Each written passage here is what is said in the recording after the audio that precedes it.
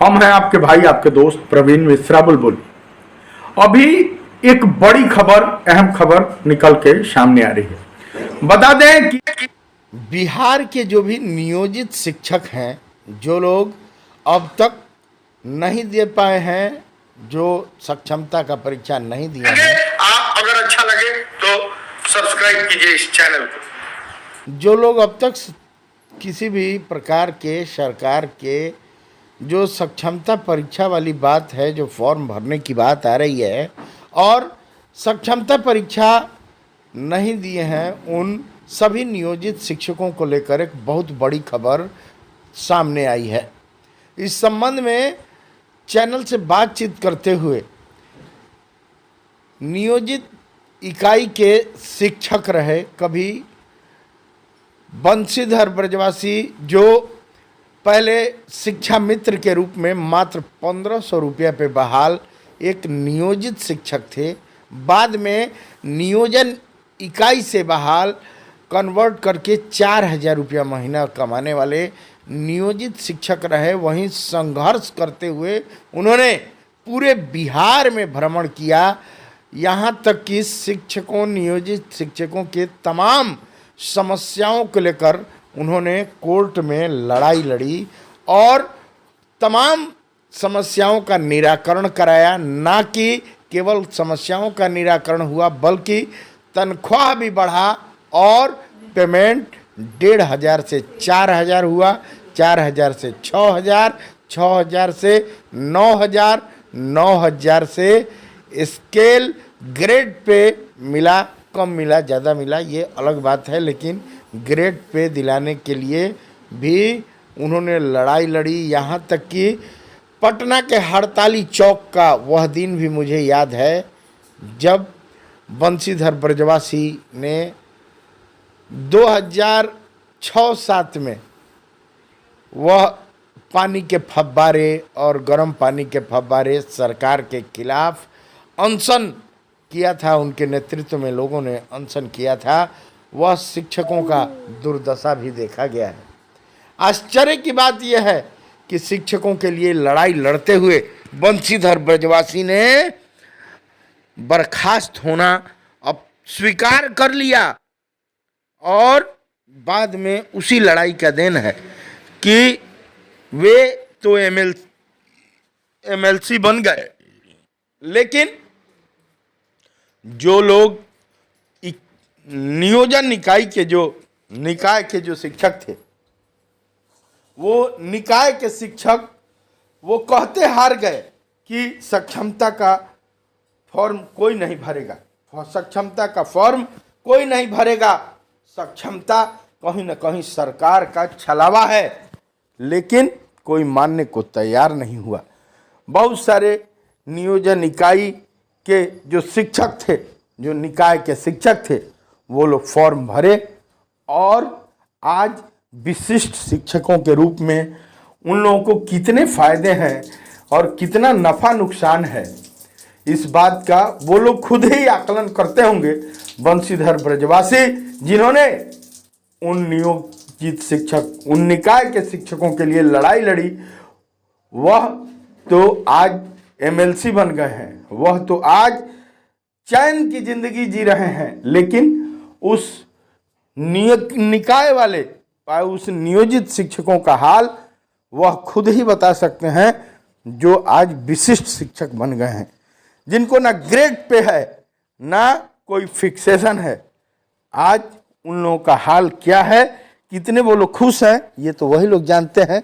लेकिन जो बातें सामने आ रही हैं, जो बंशीधर ब्रजवासी जी ने बातचीत करते हुए बताया, उस बात का आज खुलासा करेंगे। आज आपको बताएंगे कि यह सक्षमता का परीक्षा जो लिया जा रहा है, इस संबंध में कोर्ट ने क्या कहा है और हाई कोर्ट का आदेश क्या है इस सक्षमता के परीक्षा को लेकर।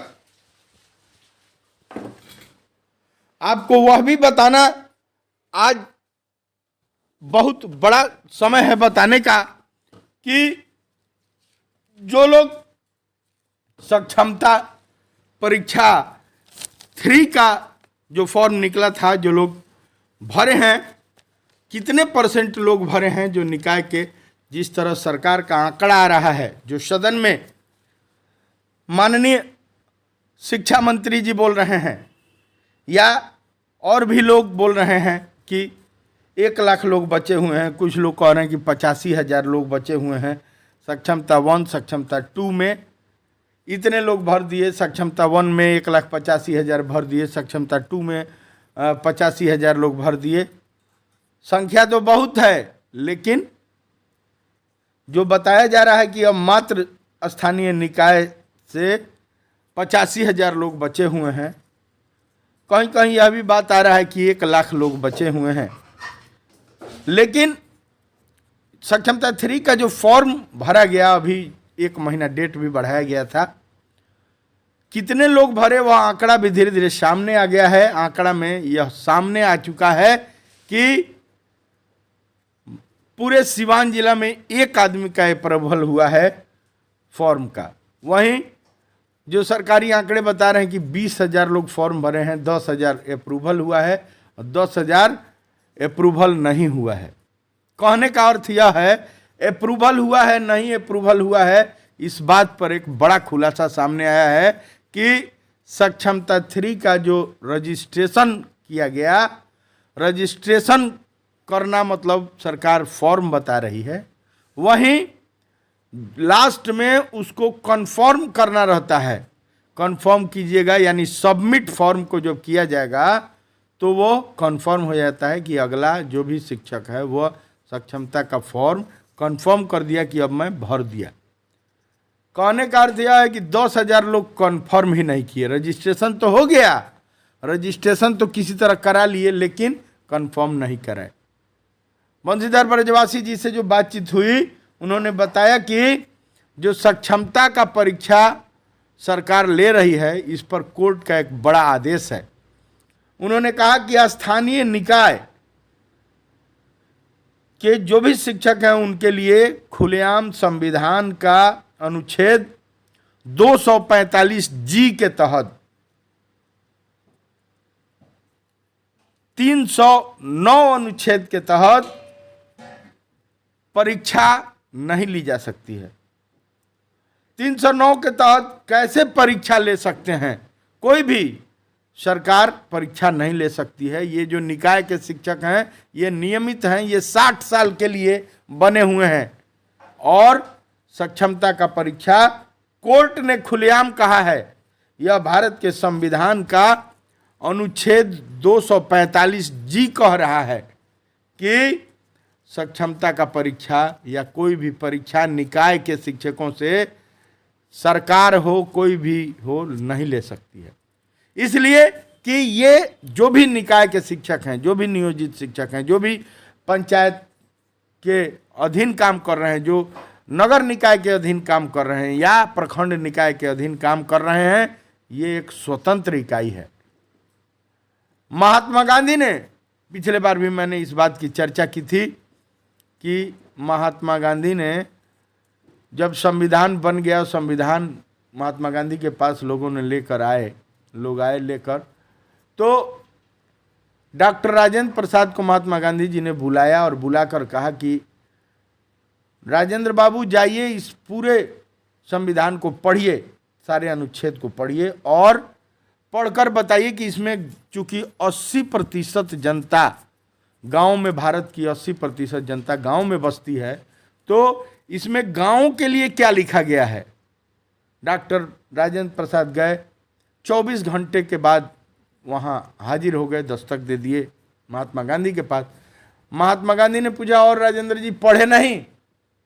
डॉक्टर राजेंद्र प्रसाद बहुत ही ब्रिलियंट, बहुत ही तेज स्टूडेंट रहे थे। उन्होंने कहा कि हमने संविधान का एक एक धारा, एक एक अनुच्छेद सब कुछ पढ़ लिया, उसमें गांव का कहीं चर्चा ही नहीं है। यह संविधान कुछ रसिया का है, कुछ अन्य देशों का है, कहीं कहीं से ले लिया गया है और बना दिया गया है।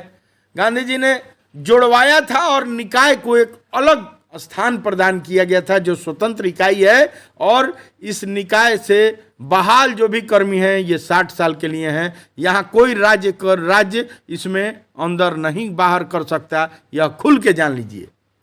अब सक्षमता की परीक्षा पर जो चर्चा हुई, सक्षमता की परीक्षा पर उन्होंने चर्चा करते हुए खुलेआम बताया कि जो भी नियोजित शिक्षक हैं, जो भी निकाय के शिक्षक हैं, उन लोगों को 60 साल तक ना कोई निकाल सकता है, ना कोई इनका वेतन बाधित कर रहा है, ना कर सकता है। ये लोग संविधान के अनुच्छेद 245 जी के तहत हैं और 309 के तहत इनसे कोई परीक्षा नहीं लिया जा सकता। जहाँ तक उन्होंने बोला कि कुछ लोग कह रहे हैं कि इनका पेमेंट नहीं मिलेगा, ये लोग अब कम रह गए हैं, कम लोगों का कोई सुनता नहीं है। उन्होंने यह भी खुलकर कहा कि जब संख्या बल कम हो जाएगी तब सरकार को भी पैसा देने में, ग्रेच्युइटी का लाभ देने में आसानी रहेगा। और कौन कहता है कि आपका तनख्वाह नहीं मिलेगा, पेमेंट नहीं मिलेगा? ये व्हाट्सएपिया ज्ञान वाले लोग हैं जो कह रहे हैं कि व्हाट्सएपिया जो भुजिया परोसने वाले हैं वही परोस रहे हैं। जब संख्या बल कम रहती है तो सरकार को भी देना आसान रहता है। कोई भी आपको ग्रेच्युइटी का लाभ, कोई भी लाभ, पेमेंट भी देने में सबसे आसानी रहती है। और आप जब निकाय के हैं तो आपको कोई निकाल सकता ही नहीं है। आप विशिष्ट बने नहीं हैं कि आपका 10,000 पेमेंट काट लिया जाएगा, ग्रेच्युइटी काट लिया जाएगा। हाँ, सरकार को चूँकि पैसा देना पड़ रहा है, जेब ढीला करना पड़ रहा है, तो सरकार अपने हिसाब से सबको नियम बना रही है। उसमें दबाव नहीं है कि कोई भी सक्षमता का परीक्षा दे, एकदम दबाव नहीं है कि जबरदस्ती देना ही है, नहीं। सरकार अपना नियम बना रही है कि 1 बार 2 बार, पहले बात आया कि 3 बार सक्षमता का परीक्षा आयोजित किया जाएगा, अब सक्षमता का परीक्षा 5 बार आयोजित किया जा रहा है ऑनलाइन। तो यह आपको समझना है कि आप क्या करना चाहते हैं, विशिष्ट बनना चाहते हैं कि नियोजित रहना चाहते हैं। हाँ, एक बात जरूर उन्होंने बताया कि स्थानीय निकाल से बहाल जो भी जितने भी शिक्षक हैं उन पर कोई आंच नहीं आएगा, कोई उंगली नहीं उठ सकता है और उनको कोई निकाल नहीं सकता है। किसी का दम नहीं है कि निकाय से बहाल शिक्षकों को 60 साल तक कोई निकाल दे। यह कोर्ट का आदेश है। अब सोचना आपको है, करना क्या है। सब्सक्राइब कीजिए इस चैनल को। आप अगर अच्छा लगे तो सब्सक्राइब कीजिए इस चैनल को।